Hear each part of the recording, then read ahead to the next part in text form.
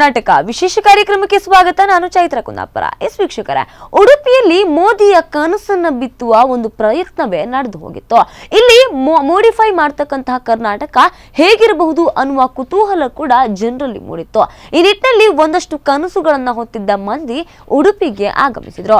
ಉಡುಪಿಯ ಯುಎಸ್ ನಾಯಕ್ ಸಭಾಂಗಣದಲ್ಲಿ ಮಾಡಿಫೈ ಮಾಡ್ತಕ್ಕಂತಹ ಕರ್ನಾಟಕದ ಕನಸುಗಳನ್ನ ಬಿತ್ತುವ ಕಾರ್ಯ ಕೂಡ ನಡೆಯಿತು. ಹಾಗಾದ್ರೆ ಮೋದಿಯ ಕನಸುಗಳನ್ನ ಹೊತ್ತ ಕರ್ನಾಟಕ ಹೇಗಿರಬಹುದು, ಅದಕ್ಕಾಗಿ ಏನ್ ಮಾಡಬಹುದು ಅನ್ನುವ ಕುರಿತಾದಂತಹ ಒಂದಷ್ಟು ಕಾರ್ಯಕ್ರಮ ಹೇಗಿತ್ತು ನೋಡೋಣ ಬನ್ನಿ.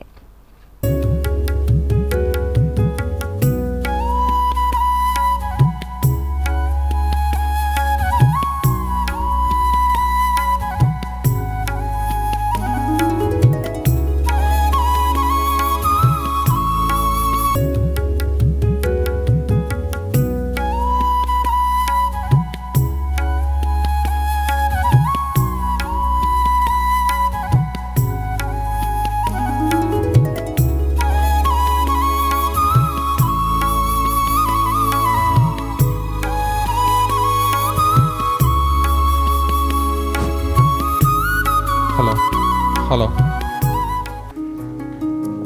Welcome, sir.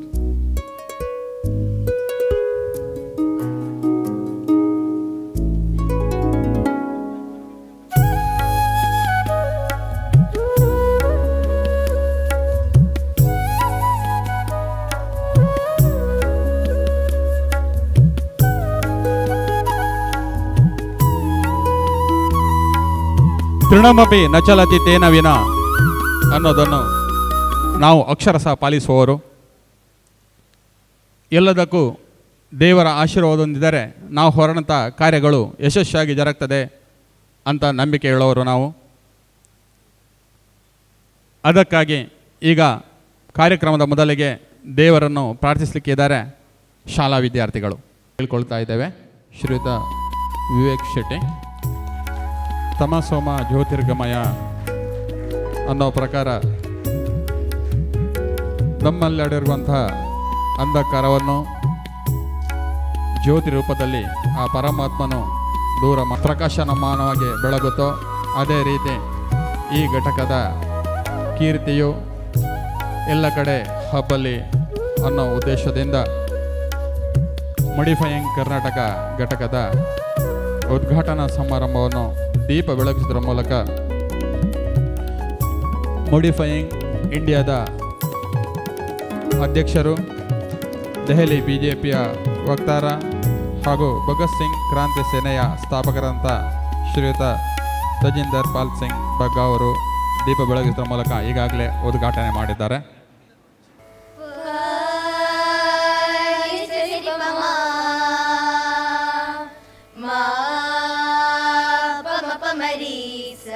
Pani pa mari sari ma pa ni sari pa ma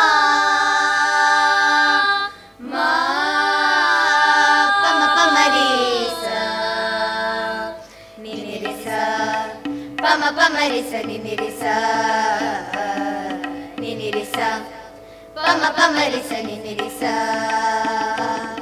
pa ma pa sa sa ni pani pa mari ni ma pani pa mari mari ni sa पम पचास सनि सनि पनि पमरि रिम पनि पमरि मरि निस जन्मभूमि वन्दना मातृभूमि वन्दना जन्मभूमि त्यागभूमि भाग्यभूमि वन्दना जन्मभूमि वन्दना मातृभूमि वन्दना जन्मभूमि त्यागभूमि भाग्यभूमि वन्दना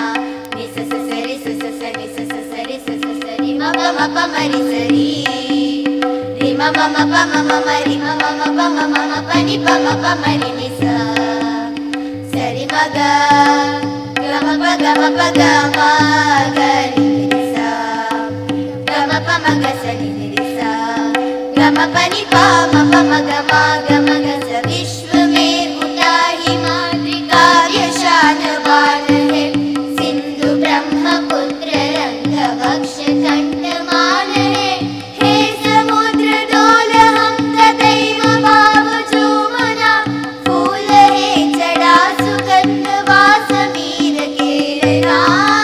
समुद्र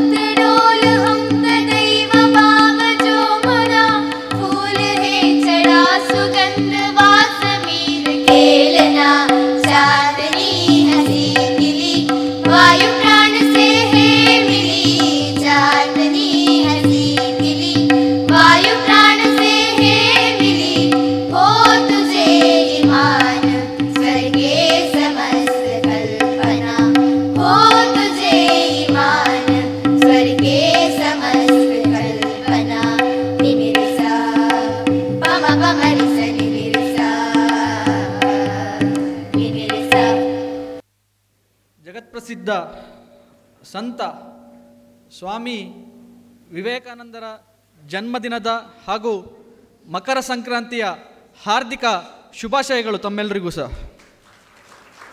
ಸ್ನೇಹಿತರೆ, ಸ್ವಾಗತ ಮತ್ತು ಪ್ರಾಸ್ತಾವಿಕತೆ ಮಾತಾಡಲಿಕ್ಕೆ ನನಗೆ ಅವಕಾಶ ಒದಗಿ ಬಂದಿದೆ.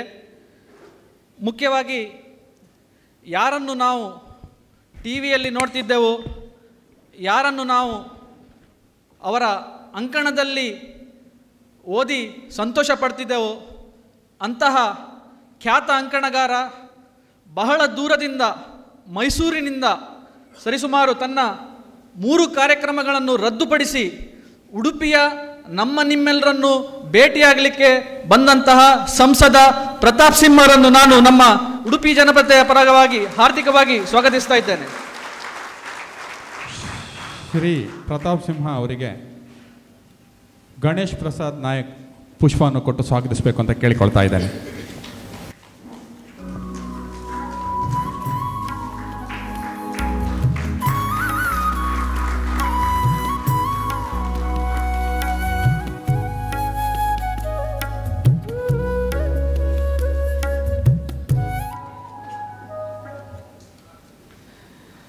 ತನ್ನ ರಾಷ್ಟ್ರವಾದಿ ನಿಲುವಿನಿಂದ ದೇಶಾದ್ಯಂತ ಮಾತಾಗಿರುವಂತಹ ಈ ಮೋಡಿಫೈಯಿಂಗ್ ಇಂಡಿಯಾ ಫಸ್ಟ್ ಪ್ರಾರಂಭ ಮಾಡಿ ಈಗ ಮೋಡಿಫೈಯಿಂಗ್ ಕರ್ನಾಟಕ ಅದರ ಪ್ರಾರಂಭಿಸಲು ಮಾರ್ಗದರ್ಶಕರು, ದೆಹಲಿ BJP ವಕ್ತಾರಕರು, young and dynamic Tajinder Pal Singh Bagga ಅವರು ದೆಹಲಿಯಿಂದ ಬಂದಿದ್ದಾರೆ. ಅವರಿಗೆ ಕೂಡ ಈ ಕಾರ್ಯಕ್ರಮಕ್ಕೆ ಹಾರ್ದಿಕವಾಗಿ ಸ್ವಾಗತಿಸ್ತಾ ಇದ್ದೇನೆ. ಶ್ರೀ ತಜಿಂದರ್ ಪಾಲ್ ಸಿಂಗ್ ಬಗ್ಗಾ ಅವರಿಗೆ ಶಶಾಂಕ್ ಶಿವತ್ತಾಯ ಅವರು ಪುಷ್ಪ ಕೊಟ್ಟು ಸ್ವಾಗತಿಸಬೇಕು ಅಂತ ಕೇಳಿಕೊಳ್ತಾ ಇದ್ದೇನೆ. ನಮ್ಮ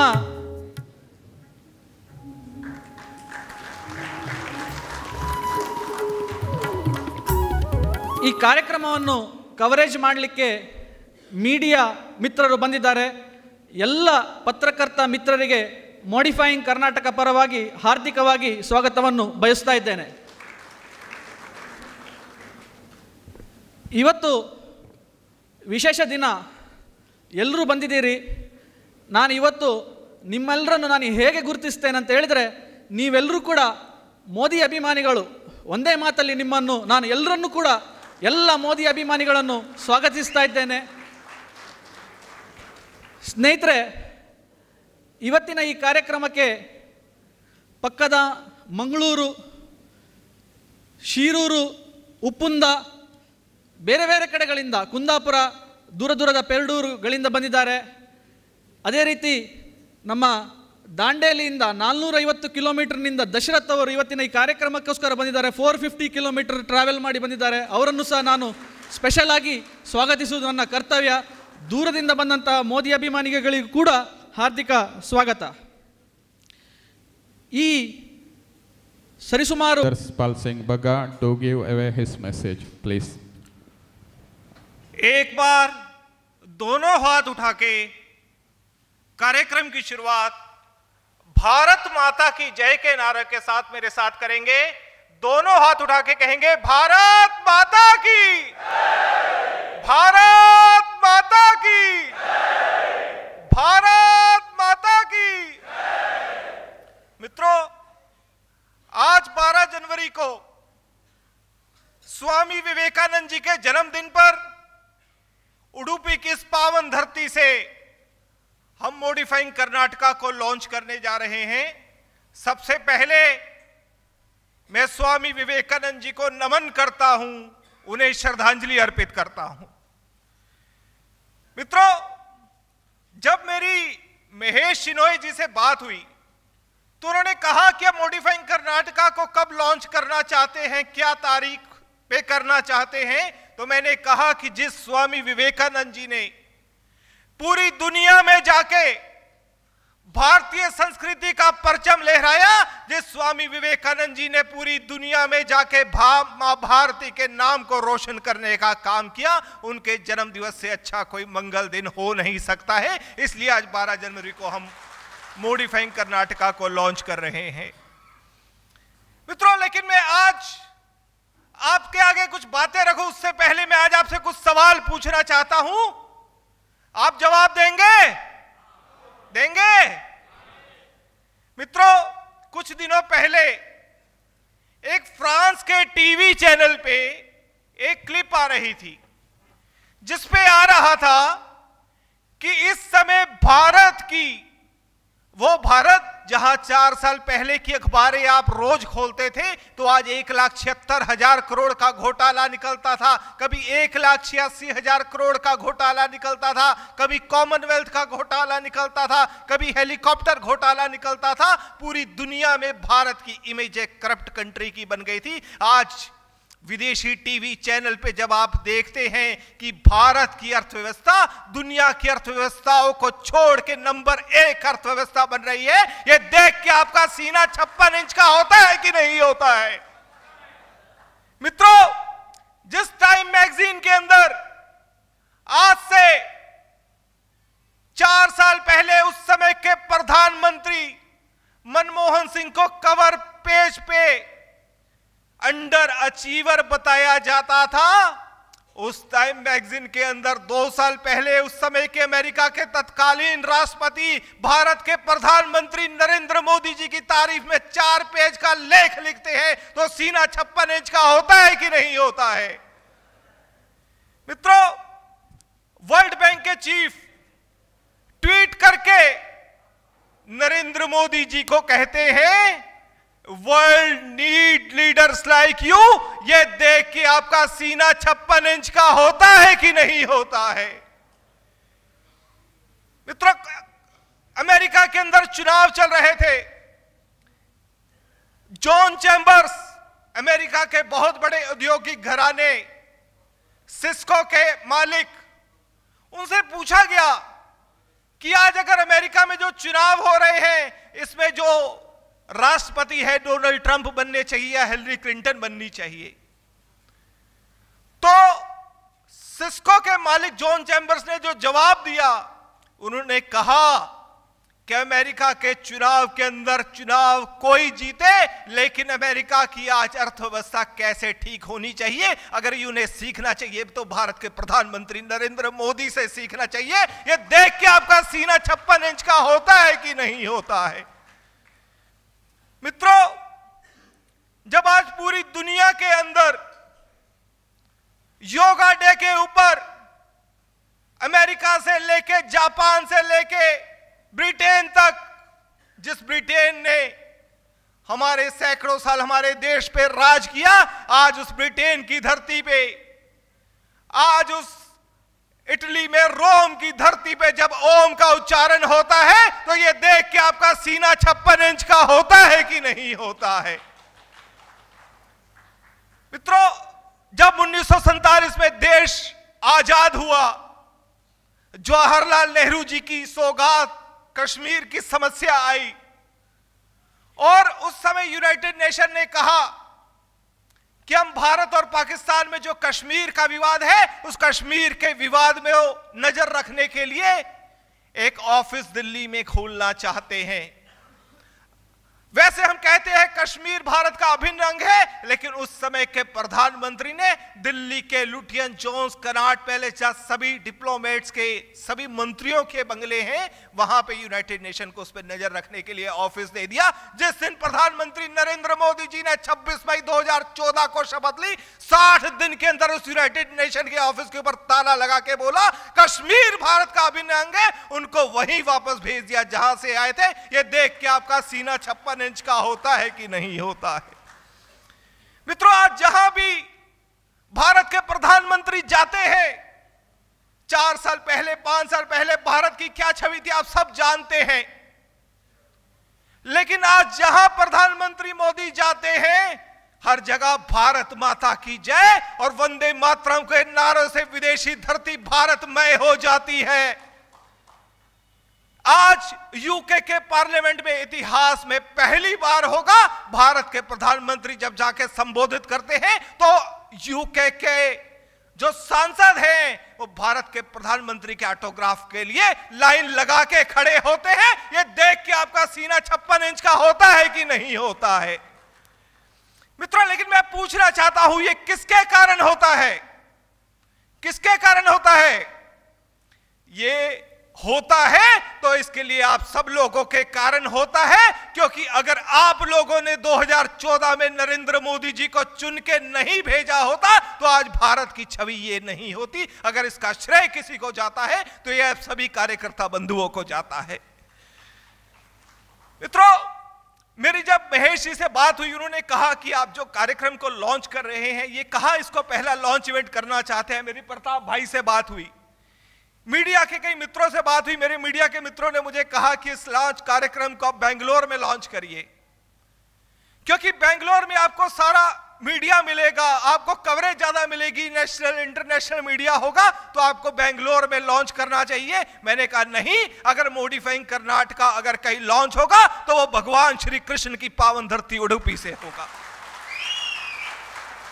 क्योंकि जब जब धरती पे पाप बढ़ता है, उस पाप को मिटाने की अगर प्रेरणा कहीं से मिलती है तो वो भगवान श्री कृष्ण से मिलती है। और कर्नाटका के अंदर पिछले 5 साल से जो पाप बढ़ा है, उसकी प्रेरणा अगर कहीं से मिलती है तो वो कृष्ण की धरती उडुपी से मिलती है। और जब जब धरती पे कंस का जन्म होता है, उस कंस को मिटाने की प्रेरणा भी भगवान श्री कृष्ण से मिलती है। और आज यहां आने से पहले मैं कृष्ण मठ में आशीर्वाद लेने गया था, और आज कृष्ण मठ में आशीर्वाद लेने के बाद आज इस कर्नाटक में जो राजनीतिक कंस है, उन राजनीतिक कंसों को चुनौती देता हूं, अपनी सरकार की उल्टी गिनती गिनना आप शुरू कर दीजिए। कंस मामा का कल बयान आया है। कंस मामा कहते हैं भारतीय जनता पार्टी और आरएसएस टेररिस्ट संगठन है। हम उनसे पूछते हैं विकास कहां हुआ? वो कहते हैं बीजेपी टेररिस्ट ऑर्गेनाइजेशन है। हम कहते हैं 5 साल में क्या किया? वो कहते हैं आरएसएस टेररिस्ट ऑर्गेनाइजेशन है। तो मैं इस कंस मामा को चुनौती देता हूं, इस कर्नाटक की धरती से खड़े होके, अगर आपको लगता है कि आरएसएस और बीजेपी टेररिस्ट ऑर्गेनाइजेशन है, अगर आप में हिम्मत है तो हमें गिरफ्तार करके दिखाएं। हम यहां खड़े कर्नाटक में खड़े होकर आपको चुनौती देते हैं। मित्रों,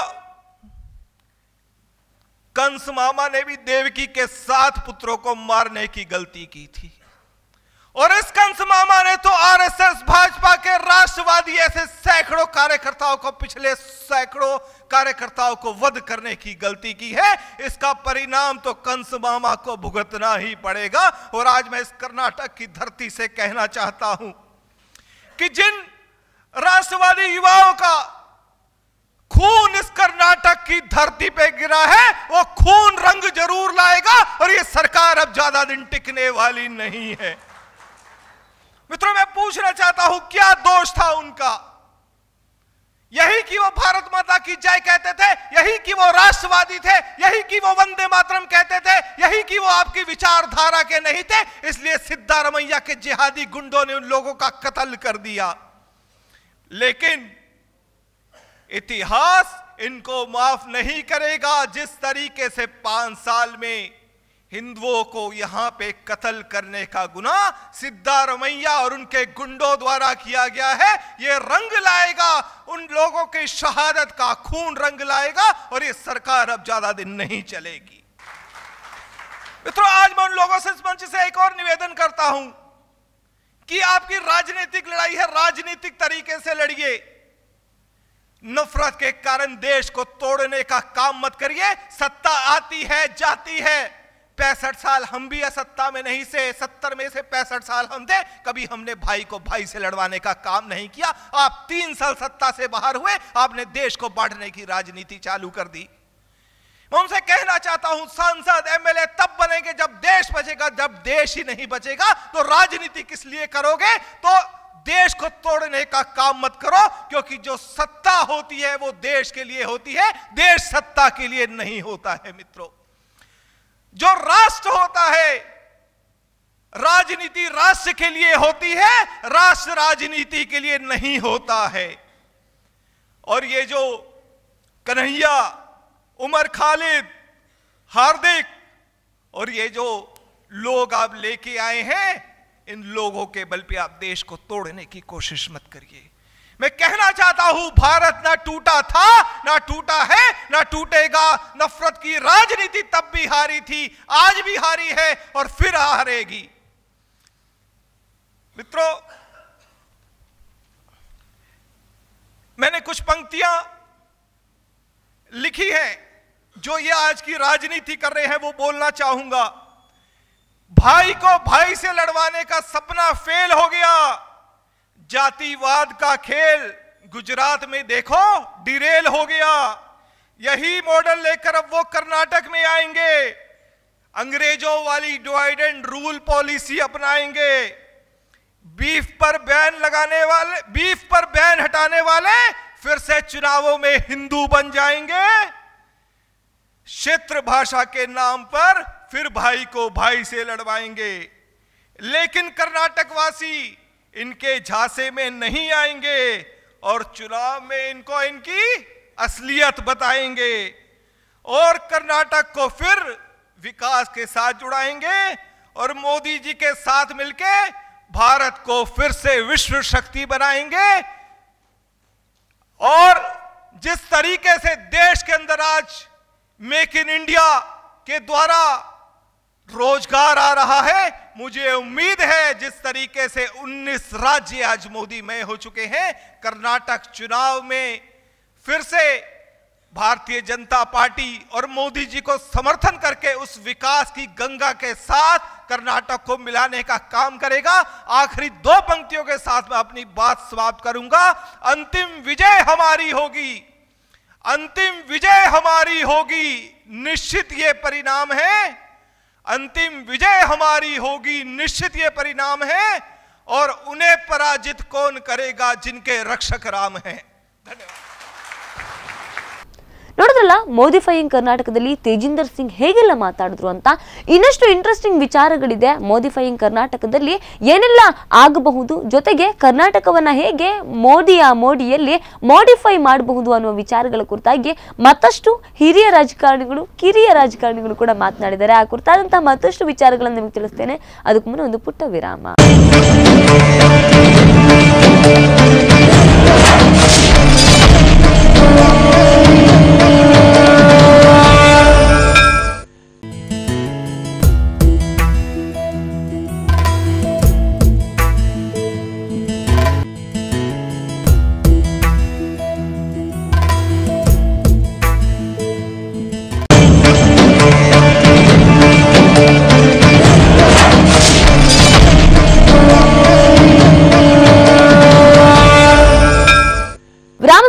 ಮತ್ತೊಮ್ಮೆ ಮೋದಿಫೈಯಿಂಗ್ ಕರ್ನಾಟಕ ವಿಶೇಷ ಕಾರ್ಯಕ್ರಮಕ್ಕೆ ಸ್ವಾಗತ. ಬಹುಶಃ ಕರ್ನಾಟಕದಲ್ಲಿ ಒಬ್ಬ ಡೈನಾಮಿಕ್ ಎಂಪಿ ಇದ್ದಾರೆ ಅನ್ನೋದು ಎಲ್ಲರಿಗೂ ಕೂಡ ಗೊತ್ತಿರುವ ಸಂಗತಿ. ಪತ್ರಕರ್ತರಾಗಿದ್ದಂತಹ ಪ್ರತಾಪ್ ಸಿಂಹ ಇವತ್ತು ರಾಜಕೀಯದಲ್ಲಿ ತನ್ನದೇ ಆದ ಛಾಪನ್ನ ಮೂಡಿಸ್ತಾ ಇದ್ದಾರೆ.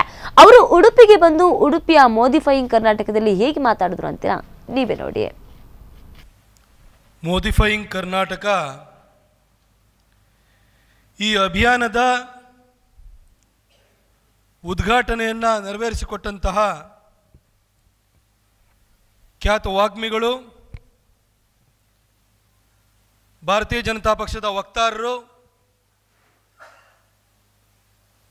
ಭಗತ್ ಸಿಂಗ್ ಕ್ರಾಂತಿ ಸೇನೆಯನ್ನು ಆರಂಭ ಮಾಡಿ ಭ್ರಷ್ಟ ದುರುಳ ರಾಜಕಾರಣಿಗಳಿಗೂ ಕೂಡ ಒಂದು ರೀತಿಯಲ್ಲಿ ದುಸ್ವಪ್ನವಾಗಿ ಕಾಡ್ತಾ ಇರುವಂತಹ ತಜಿಂದರ್ ಬಗ್ಗಾ ಅವರೇ, ಈ ಕಾರ್ಯಕ್ರಮದಲ್ಲಿ ಉಪಸ್ಥಿತರಿರುವ ಹಾಗೂ ಈ ಕಾರ್ಯಕ್ರಮದ ಆಯೋಜಕರು ಆಗಿರುವಂತಹ ಮಹೇಶ್ ಶೆಣೆ ಅವರೇ, ಫೇಸ್ಬುಕ್ಕನ್ನು ನೀವೇನಾದರೂ ಯೂಸ್ ಮಾಡ್ತಾ ಇದ್ದರೆ ನಿಮ್ಮೆಲ್ಲರಿಗೂ ಕೂಡ ವಿವೇಕ್ ಶೆಟ್ಟಿ ಗೊತ್ತಿರಲೇಬೇಕು.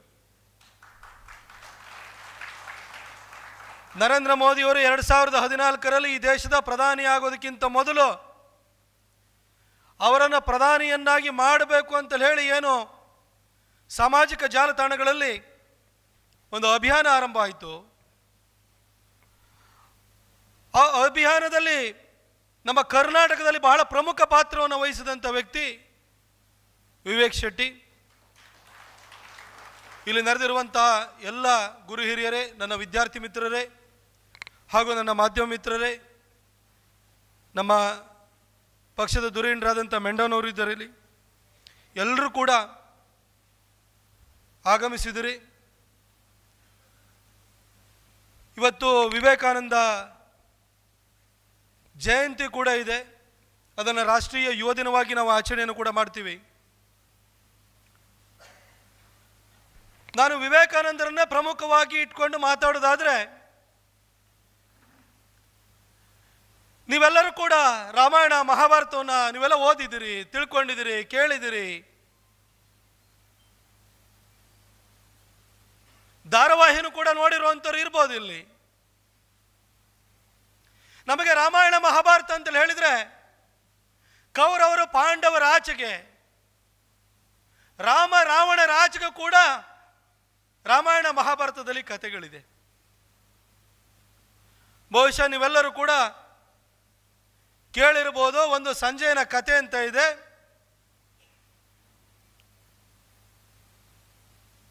ಸಂಜಯ ಅನ್ನೋನು ಧೃತರಾಷ್ಟ್ರಗೆ ಕಾಮೆಂಟ್ರಿಯನ್ನು ಹೇಳ್ತಾ ಇದ್ದಂಥ ಸಂಜಯ ಅಲ್ಲ. ಸಂಜಯ ಅಂತ ಹೇಳಿದ್ರೆ ಒಬ್ಬ ರಾಜ ಇರ್ತಾನೆ. ಪಾಂಡವರು ವನವಾಸಕ್ಕೆ ಹೋಗಿದ್ದು ನಿಮಗೆಲ್ಲ ಗೊತ್ತೇ ಇದೆ. ಪಾಂಡವರು ವನವಾಸಕ್ಕೆ ಹೋಗಿ ವಾಪಸ್ ಬರ್ತಾರೆ. ವಾಪಸ್ ಬಂದಾದ ನಂತರ ಪಾಂಡವರ ಪರವಾಗಿ ಕೃಷ್ಣ ಸಂಧಾನಕ್ಕೆ ಹೋಗ್ತಾನೆ. ರಾಜ್ಯವನ್ನು ಕೊಡದೇ ಇದ್ರು ಪರವಾಗಿಲ್ಲ, 5 ಗ್ರಾಮಗಳನ್ನಾದರೂ ಪಾಂಡವರಿಗೆ ಕೊಡಿ ಅಂತ ಹೇಳಿ ಸಂಧಾನ ಮಾಡಿದಾಗ ಕೌರವರು 5 ಗ್ರಾಮಗಳನ್ನು ಕೂಡ ಕೊಡ್ಲಿಕ್ಕೆ ಒಪ್ಪುವುದಿಲ್ಲ. ಸಂಧಾನ ಮುರಿದು ಬೀಳುತ್ತೆ. ಪಾಂಡವರು ವನವಾಸಕ್ಕೆ ಹೋದಂಥ ಸಂದರ್ಭದಲ್ಲಿ ಪಾಂಡವರ ತಾಯಿಯಾಗಿರುವಂಥ ಕುಂತಿ ವಿದುರನ ಮನೆಯಲ್ಲಿ ಇರ್ತಾಳೆ. ಈ ಸಂಧಾನ ಮುರಿದು ಬಿದ್ದಿರೋದ್ರಿಂದ ಪಾಂಡವರು ಮತ್ತೆ ವನವಾಸಕ್ಕೆ ಹೋಗ್ಬೇಕಾ, ಏನು ಮಾಡಬೇಕು ಅನ್ನೋ ಒಂದು ಗೊಂದಲ ಕಾಡ್ತಾ ಇರ್ತದೆ. ಜೊತೆಗೆ ವನವಾಸಕ್ಕೆ ಹೋದಾದ ನಂತರ ಮಕ್ಕಳನ್ನ ಕುಂತಿ ನೋಡಿರುವುದಿಲ್ಲ. ಹಾಗಾಗಿ ಕೃಷ್ಣ ಏನು ಮಾಡ್ತಾನೆ, ಕುಂತಿ ಬಳಿಗೆ ಹೋಗಿ ಮಕ್ಕಳನ್ನು ನೋಡಬೇಕು ಅಂತ ನಿನಗೇನಾದ್ರು ಭಾವನೆ ಇದೆಯಾ ಅಥವಾ ಅವ್ರಿಗೇನಾದ್ರು ಸಂದೇಶವಿದೆಯಾ ಅಂತ ಹೇಳಿ ಕುಂತಿಯನ್ನು ಕೇಳ್ತಾನೆ. ಕೇಳಿದಾಗ ಕುಂತಿ ಒಂದು ಕಥೆಯನ್ನು ಹೇಳ್ತಾನೆ. ಅದೇ ಸಂಜಯನ ಕಥೆ. ಸಂಜಯನೊಬ್ಬ ರಾಜ ಇರ್ತಾನೆ. ಅವನ ಸಾಮ್ರಾಜ್ಯವನ್ನು ಕಳ್ಕೊಂಡಿರ್ತಾನೆ. ಕಳ್ಕೊಂಡು ಅಧೀರನಾಗಿ ಮೂಲೆಯನ್ನು ಸೇರಿರ್ತಾನೆ. ಇದನ್ನೆಲ್ಲ ಅವನ ತಾಯಿ ವಿದುಲ ನೋಡ್ತಾಳೆ. ವಿದುಲಾಗಿ ಬಹಳ ಸಿಟ್ಟು ಬರುತ್ತೆ. ನನ್ನ ಮಗ ಒಬ್ಬ ಕ್ಷತ್ರಿಯನಾಗಿ ಆ ಕ್ಷಾತ್ರ ಗುಣವನ್ನು ಕಳ್ಕೊಂಡು ಈ ರೀತಿ ಹೇಡಿಯಾಗಿ ಮೂಲೆಯಲ್ಲಿ ಕುತ್ಕೊಂಡಿದ್ದಾನಲ್ಲ ಅಂತ ಹೇಳಿ ಆಕೆ ಸಿಟ್ಟು ಬಂದು ಅವಳು ಹೇಳ್ತಾಳೆ, ನೀನು ನನ್ನ ಮಗನೇ ಅಲ್ಲ, ನನ್ನ ಗಂಡನಿಗೂ ಹುಟ್ಟಿದೆಯಾ ಅನ್ನೋದ್ರ ಬಗ್ಗೆನೂ ಕೂಡ ನನಗೆ ಅನುಮಾನಗಳಿದೆ ಅಂತ ಹೇಳ್ತಾಳೆ. ಮುಹೂರ್ತಂ ಜ್ವಲಿತಂ ಶ್ರೇಯೋ ನತು ಧೂಮಾಯಿತಂ ಚಿರಂ ಅಂತ ಹೇಳ್ತಾಳೆ. ಆ ಮಾತಿನ ಅರ್ಥ ಇಷ್ಟನೇ, ಹೊಗೆಯಾಡ್ತಾ ಕೊರಡಿನಂತೆ 100 ವರ್ಷ ಬಿದ್ದಿರೋದಕ್ಕಿಂತ ಪ್ರಜ್ವಲಿಸಿ ಬದುಕಿದ್ರೂ ಪರವಾಗಿಲ್ಲ, ಅಲ್ಪ ಕಾಲ ಬದುಕಿದ್ರೂ ಪರವಾಗಿಲ್ಲ, ಪ್ರಜ್ವಲಿಸಿ ಬದುಕಬೇಕು ಅಂತ ಹೇಳಿ ವಿದುಲ ಹೇಳ್ತಾಳೆ. ಅದು ಒಂದು ಮಾತು ಮುಹೂರ್ತಂ ಜ್ವಲಿತಂ ಶ್ರೇಯೋ ನತು ಧೂಮಾಯಿತಂ ಚಿರಂ ಅನ್ನೋದು ಸಂಜಯನಿಗೆ ಪ್ರೇರಣೆಯನ್ನು ಕೊಡುತ್ತೆ. ಅವನು ಮತ್ತೆ ಹೋರಾಟವನ್ನು ಆರಂಭ ಮಾಡ್ತಾನೆ, ಸಾಮ್ರಾಜ್ಯವನ್ನು ಗಳಿಸ್ತಾನೆ. ಅಲ್ಪ ಕಾಲ ಬದುಕಿರೋ ಪರವಾಗಿಲ್ಲ, ಪ್ರಜ್ವಲಿಸಿ ಬದುಕಬೇಕು. ನೀವು ಶಂಕರಾಚಾರ್ಯರನ್ನು ನೋಡಿ, ರಾಮತೀರ್ಥರನ್ನು ನೋಡಿ, ಜ್ಞಾನದೇವರನ್ನು ನೋಡಿ, ಅದೇ ಗಣಿತಕ್ಕೆ ಹೊಸ ಭಾಷ್ಯವನ್ನು ಬರೆದಂತಹ ಶ್ರೀನಿವಾಸ ರಾಮಾನುಜನ್ ನೋಡಿ. 39 ವರ್ಷಕ್ಕೆ ನಮ್ಮಿಂದ ದೂರವಾದಂತಹ ವಿವೇಕಾನಂದರನ್ನು ನೋಡಿ. ಬದುಕಿದ್ದು ಅಲ್ಪ ಕಾಲ ಆದ್ರೂ ಕೂಡ ಇವತ್ತು ಕೂಡ ನಮ್ಮ ಮನಸ್ಸಿನಲ್ಲಿ, ನಮ್ಮ ಸ್ಮೃತಿ ಪಟದಲ್ಲಿ ಶಾಶ್ವತವಾಗಿದ್ದಾರೆ. ಅದಕ್ಕೆ ಹೇಳಿದ್ದು ಮುಹೂರ್ತಂ ಜ್ವಲಿತಂ ಶ್ರೇಯೋ ನತು ಧೂಮಾಯಿತಂ ಚಿರಂ ಅಂತ. ಅವರು ಬದುಕಿ ಇಲ್ಲದೆ ಇದ್ರೂ ಕೂಡ ಇವತ್ತು ನಮ್ಮ ಮನಸ್ಸಿನಲ್ಲಿ ಅವರೆಲ್ಲ ಬದುಕಿದ್ದಾರೆ. ಬದುಕಿದ್ದು ಅಲ್ಪ ಕಾಲ ಆದ್ರೂ ಕೂಡ ಶಾಶ್ವತವಾಗಿ ನಮ್ಮಲ್ಲಿ ಉಳಿದು ಹೋಗಿದ್ದಾರೆ. ಇಂಥ ಸ್ವಾಮಿ ವಿವೇಕಾನಂದರು 1893ರಲ್ಲಿ ವಿಶ್ವಧರ್ಮ ಸಮ್ಮೇಳನಕ್ಕೆ ಹೋಗಿದ್ದು ನಿಮಗೆಲ್ಲ ಗೊತ್ತೇ ಇದೆ. ಆ ಸಮ್ಮೇಳನದಲ್ಲಿ ಸಿಸ್ಟರ್ಸ್ ಅಂಡ್ ಬ್ರದರ್ಸ್ ಆಫ್ ಅಮೆರಿಕಾನ ಒಂದೇ ಒಂದು ಶಬ್ದ, ಒಂದೇ ಒಂದು ಸೆಂಟೆನ್ಸ್, ಇದರಲ್ಲಿ ಏನಿದೆ ಅಂತ ನೀವು ಕೇಳಬಹುದು. ಒಂದೇ ಒಂದು ವಾಕ್ಯವನ್ನು ಹೇಳ್ತಿದ್ದಾಗೆ ಇಡೀ ಸಭೆ ಎದ್ದು ಕರತಾಡನವನ್ನು ಮಾಡುತ್ತೆ ಅಂತ ಹೇಳಿದ್ರೆ, ಯಾಕೆ ಎಲ್ಲರೂ ಚಪ್ಪಾಳೆಯನ್ನು ತಟ್ತಾರೆ ಅಂತ ಹೇಳಿದ್ರೆ, ಆ ಒಂದು ಸೆಂಟೆನ್ಸ್ನಲ್ಲಿ ಏನಿತ್ತು? ಒಂದು ಅಮೆರಿಕದ ಸಹೋದರ ಸಹೋದರಿಯರನ್ನ ಒಂದೇ ಒಂದು ವಾಕ್ಯದಲ್ಲಿ ನಮ್ಮ ವಸುದೈವ ಕುಟುಂಬಕಂ ಅಂತ ಏನು ಹೇಳ್ತೀವಿ, ಇಡೀ ವಿಶ್ವವೇ ಒಂದು ಕುಟುಂಬ.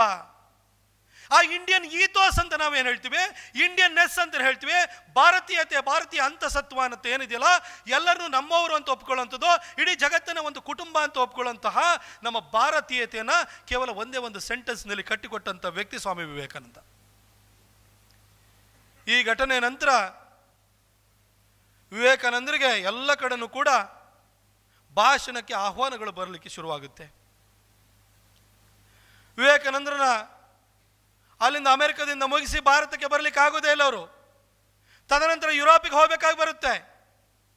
ಯುರೋಪಿಗೆ ಹೋದಂಥ ಸಂದರ್ಭದಲ್ಲಿ ಅದರಲ್ಲೂ ವಿಶೇಷವಾಗಿ ಇಂಗ್ಲೆಂಡಿಗೆ ಹೋಗ್ತಾರೆ. ಇಂಗ್ಲೆಂಡ್ನವರಿಗೆ, ಈ ಬ್ರಿಟಿಷರಿಗೆ ಒಂದು ದಾರ್ಷ್ಟ್ಯ ಇರುತ್ತೆ. ನಾವು ದಾಸ್ಯದಲ್ಲಿ ಇಟ್ಕೊಂಡಿರುವಂತಹ ಒಂದು ದೇಶದ ವ್ಯಕ್ತಿ ಇವತ್ತು ಜಾಗತಿಕ ಮಟ್ಟದಲ್ಲಿ ಬಂದು ಈ ಥರ ಹೆಸರನ್ನು ಮಾಡ್ತಿದ್ರಲ್ಲ, ಎಲ್ಲರನ್ನು ಸಂವಹನಗೊಳಿಸ್ತಾ ಇದ್ದಾರಲ್ಲ ಅಂತ ಹೇಳಿ ಅವ್ರಿಗೆ ಕಣ್ಣು ಕೆಂಪಾಗಿರುತ್ತೆ. ಒಂದು ಸಭೆ ಬೇರೆ ಬೇರೆ ಕಡೆ ಯುರೋಪ್ನಲ್ಲಿ, ಇಂಗ್ಲೆಂಡ್ನಲ್ಲಿ ಸಭೆಗಳು ನಡೀತಾ ಇರ್ತದೆ. ಒಂದು ಸಭೆ ಹೀಗೆ ನಡೀತಾ ಇರುವಂಥ ಸಂದರ್ಭದಲ್ಲಿ ಒಬ್ಬ ಪತ್ರಕರ್ತ ಎದ್ದು ನಿಂತ್ಕೊಳ್ತಾನೆ.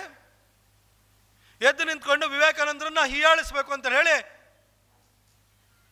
What is the difference between A monk and A monkey ಅಂತ ಹೇಳ್ಬಿಟ್ಟು ಕೇಳ್ತಾನೆ. ಒಬ್ಬ ಸನ್ಯಾಸಿಗೂ ಒಂದು ಮಂಗಗೂ ಇರುವಂಥ ವ್ಯತ್ಯಾಸ ಏನು ಅಂತ ಹೇಳ್ಬಿಟ್ಟು ಕೇಳ್ತಾನೆ. ಅವನ ಮಾತಿನ ಅರ್ಥ ವಿವೇಕಾನಂದರನ್ನ ಹೀಗಳೆಯುವಂಥದ್ದಾಗಿರ್ತದೆ. ಆಗ ವಿವೇಕಾನಂದರು ಹೇಳ್ತಾರೆ, it is just N arms distance ಅಂತ ಹೇಳ್ತಾರೆ. ಅಂದರೆ ಒಂದು ಮೊಣಕೈ ಅಂತರ ಅಷ್ಟೇ ಅಂತ ಹೇಳ್ತಾರೆ. ಅದರ ಅರ್ಥ ಇಷ್ಟೇ, ನಾನು ಮಾಂಕು ನೀನು ಮಂಕಿ ಅಂತ ಹೇಳ್ತಾರೆ. ಆ ವಿವೇಕಾನಂದರ ಪ್ರೆಸೆನ್ಸ್ ಆಫ್ ಮೈಂಡ್ ಅನ್ನೋದಿದೆಯಲ್ಲ, ಅಷ್ಟು ವಿಟಿಯಾಗಿದ್ರು ಅಷ್ಟೇ ತೀಕ್ಷ್ಣವಾಗಿ ಕೂಡ ಉತ್ತರವನ್ನು ಕೂಡ ಕೊಡ್ತಾ ಇರ್ತಾರೆ. ಒಬ್ಬ ಬ್ರಿಟಿಷ್ನನ್ನು ಎದ್ದು ನಿಂತು ಕೇಳ್ತಾನೆ, ಎಲ್ಲ ಮಹಾನ್ ವ್ಯಕ್ತಿಗಳು, ಪ್ರಪಂಚದಲ್ಲಿರುವಂಥ ಎಲ್ಲ ಮಹಾನ್ ವ್ಯಕ್ತಿಗಳು ಕೂಡ ಬ್ರಿಟನ್ಗೆ ಬಂದು ಹೋಗಿದ್ದಾರೆ. ನೀನು ಬುದ್ಧನ ಬಗ್ಗೆ ಇಷ್ಟೆಲ್ಲ ಮಾತಾಡ್ತಿದ್ಯಲ್ಲ, ಬುದ್ಧ ಅಷ್ಟು ಗ್ರೇಟ್ ಇಷ್ಟು ಗ್ರೇಟ್ ಅಂತ ಹೇಳ್ತಾ ಇದೆಯಲ್ಲ, ಬುದ್ಧ ಯಾಕೆ ಇಂಗ್ಲೆಂಡ್ಗೆ ಬರಲಿಲ್ಲ ಅಂತ ಕೇಳ್ತಾನೆ. ಆಗ ವಿವೇಕಾನಂದರು ಹೇಳ್ತಾರೆ, where was your England when Buddha was alive, where was your America when Buddha was alive, where was your Europe when Buddha was alive ಅಂತ ಕೇಳ್ತಾರೆ. ಅಷ್ಟು ಕಟುವಾಗಿ ಉತ್ತರವನ್ನು ಕೊಡ್ತಾರೆ. ನಮ್ಮ ಭಾರತೀಯತೆ ಅನ್ನೋದು, ನಮ್ಮ ಏನು ಭಾರತೀಯ ಅಂತಸತ್ವ ಅನ್ನೋದೇನಿದೆ ಅದ್ರ ಬಗ್ಗೆ ವಿವೇಕಾನಂದರಿಗೆ ಬಹಳ ಅಪಾರವಾದಂಥ ಗೌರವ ಇರುತ್ತೆ. ಹೀಗೆ ಮಾತನಾಡ್ತಾ ಮಾತಾಡ್ತಾ ಒಂದು ಸಂವಾದ ನಡೀತಾ ಇರ್ತದೆ. ಸಂವಾದ ನಡೆಯುವಂಥ ಸಂದರ್ಭದಲ್ಲಿ ವಿವೇಕಾನಂದರು ಬಹಳ ತೀಕ್ಷ್ಣವಾಗಿ ಬ್ರಿಟನ್ನ ಟೀಕೆಯನ್ನು ಮಾಡ್ತಾ ಇರ್ತಾರೆ. ಟೀಕೆಯನ್ನು ಮಾಡುವಂಥ ಸಂದರ್ಭದಲ್ಲಿ ಒಂದು ಹೇಳ್ತಾರೆ, ನಾನು ಆದರೂ ಕೂಡ ನಾನು ಬ್ರಿಟನ್ ರಾಣಿಯ ವಿಧೇಯ ಪ್ರಜೆ ಅಂತ ಹೇಳ್ತಾರೆ. ಆಗ ಬ್ರಿಟಿಷರಿಗೆ ಒಂದು ಅವಕಾಶ ಸಿಕ್ತಂಗಾಗುತ್ತೆ. ನೋಡು, ಇಷ್ಟೆಲ್ಲ ಮಾತಾಡ್ತಾ ಇದ್ದ, ಆದರೂ ಬ್ರಿಟನ್ಗೆ ಹೆದರ್ಕೊಂಡ್ಬಿಟ್ಟು ಇವತ್ತು ಬ್ರಿಟನ್ ರಾಣಿಯ ವಿಧೇಯ ಪ್ರಜೆ ಅಂತ ಹೇಳಿ ವಿವೇಕಾನಂದರು ಹೇಳ್ತಾ ಇದ್ದಾರೆ ಅಂತ ಹೇಳ್ಬಿಟ್ಟು ಎದ್ದು ನಿಂತ್ಕೊಂಡು ಭಯ ಕಾಡ್ತಾ ಇದೆಯಾ ಅಂತ ಹೀಯಾಳಿಸ್ಲಿಕ್ಕೆ ಶುರುವಾಗ್ತಾರೆ. ಆಗ ವಿವೇಕಾನಂದ ಹೇಳ್ತಾರೆ, ನಮ್ಮ ಭಾರತದಲ್ಲಿ ವಿಧವೆಯರಿಗೆ ಬಹಳ ಗೌರವವನ್ನು ಕೊಡ್ತೀವಿ, ನಿಮ್ಮ ಬ್ರಿಟನ್ನಿನ ರಾಣಿ ವಿಧವೆ, ಅದಕ್ಕೆ ಗೌರವ ಕೊಡ್ತಾ ಇದ್ದೀನಿ ಅಂತ ಹೇಳ್ತಾರೆ. ಅಂದ್ರೆ ಅವರೊಂದು ಮಾತುಗಳಲ್ಲೂ ಕೂಡ ಬಹಳ ಒಳ ಅರ್ಥ, ಗೂಢಾರ್ಥ ಇತ್ತಿತ್ತು. ಈ ದೇಶದ ಬಗ್ಗೆ ಅವ್ರಿಗಿದ್ದಂಥ ಅಭಿಮಾನವನ್ನು ತೋರ್ತಾ ಇತ್ತು. 1913ರಲ್ಲಿ ರವೀಂದ್ರನಾಥ ಠಾಗೋರರಿಗೆ ನೊಬೆಲ್ ಫಾರ್ ಲಿಟ್ರೇಚರ್ ಬರುತ್ತೆ, ಸಾಹಿತ್ಯಕ್ಕಾಗಿ ನೊಬೆಲ್ ಪ್ರಶಸ್ತಿ ಬರುತ್ತೆ.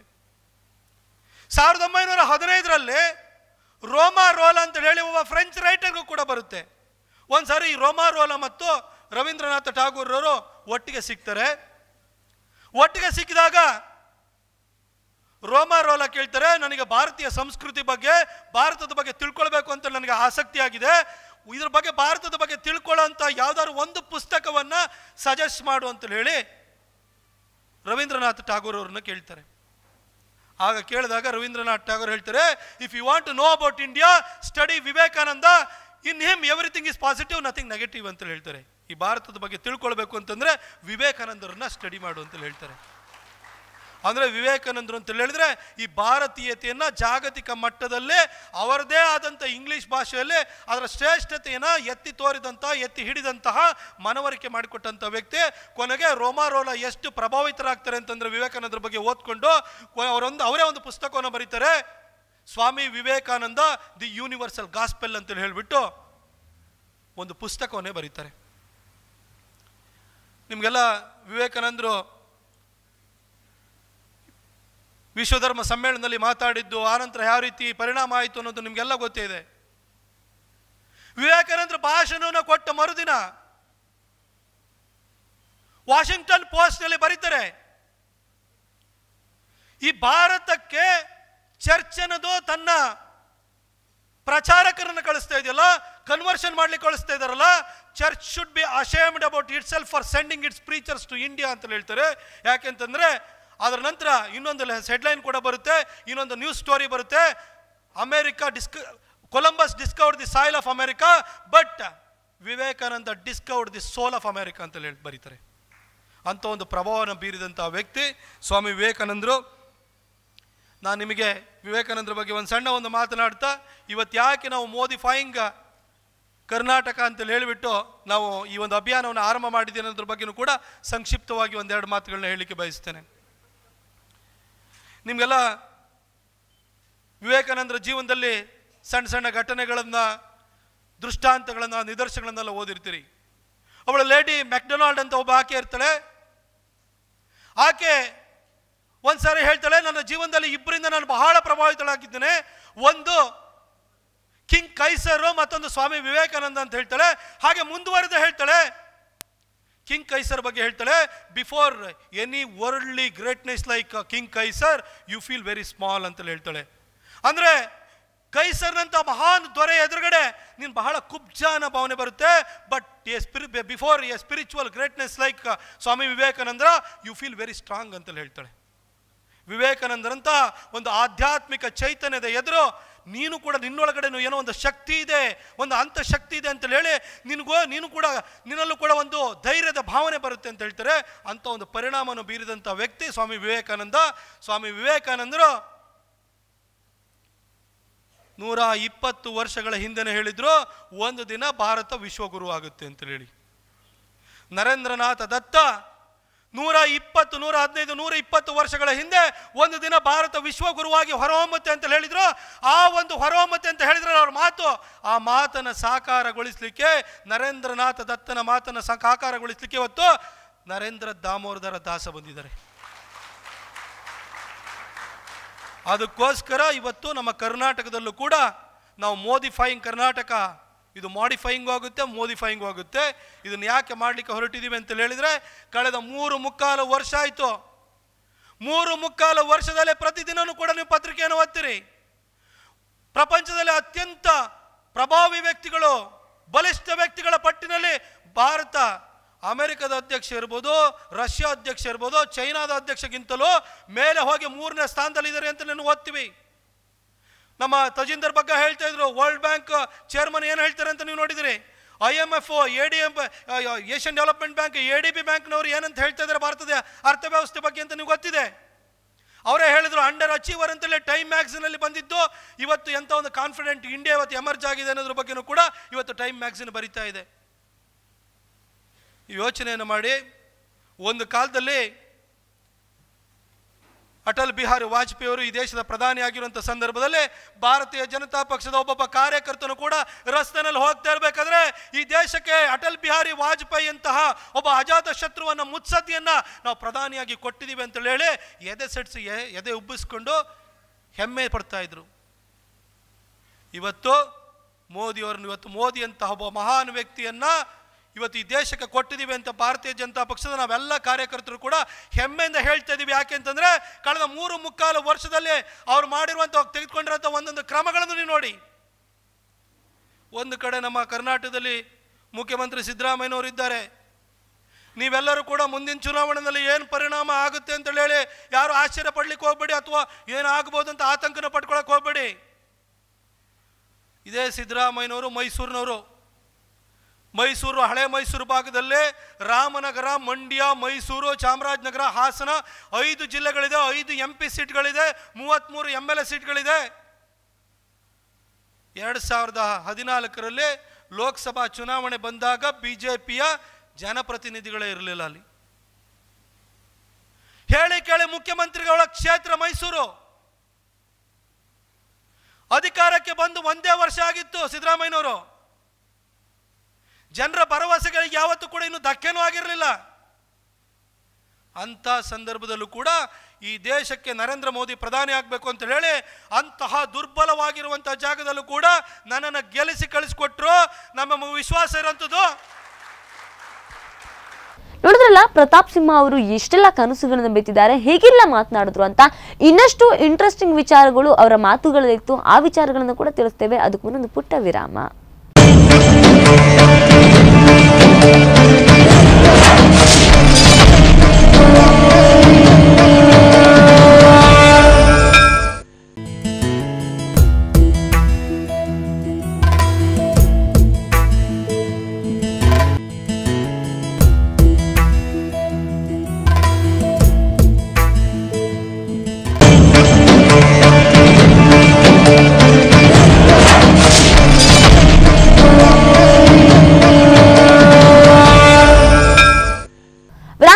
ಮೋದಿಫೈಯಿಂಗ್ ಕರ್ನಾಟಕ ವಿಶೇಷ ಕಾರ್ಯಕ್ರಮಕ್ಕೆ ಮತ್ತೊಮ್ಮೆ ಸ್ವಾಗತ.